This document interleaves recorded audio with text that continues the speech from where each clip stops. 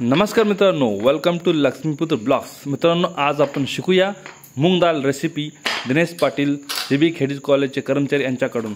तर सगळ्यात अगोदर 3 kg ऑइल टाकलेले आहे आणि 2 kg ओनियन टाकलेले आहे आणि स्वतः दिनेश पाटील हा मूग दाल बनवत आहे। मित्रांनो, कांदा आणि तेल ॲड केल्यानंतर 1 किलो टोमॅटो ॲड करा।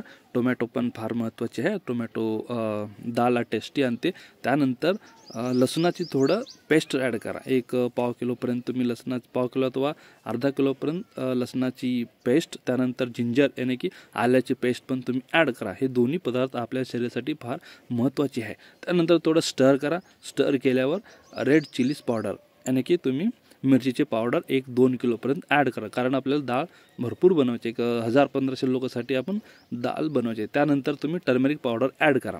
टर्मेरिक यानी की हळदाची पावडर ॲड करा, ते अतिशय चांगले कलर आणते तुमच्या डाळला।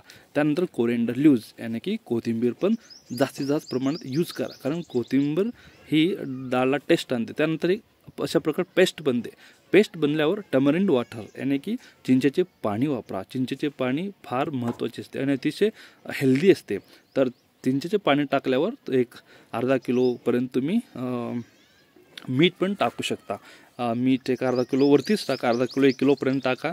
तर मीठ टाकल्यावर 9 किलो डाळची आपल्याला डाळ बनायची। 9 किलो मूग डाळ आता आम्ही ॲड करणार आहे, आणि की आता सध्या 5 किलो ॲड केलेले आहे। आता अजून एक 4 किलो आम्ही त्यामध्ये ॲड करत आहे। अशा प्रकारे आम्ही 9 किलो मूग डाळ ॲड केलेलं आहे। तर 9 किलो मूग डाळ ॲड केल्यानंतर स्टार्ट टरिंग कंटिन्युअसली, मतलब ते कंटिन्युअस हलवत राहायचं आणि की वर खाली करत राहायचं, की ते गाठ होऊ नये तो एकदम पातळ आणि एकदम चांगलं राहण्यासाठी।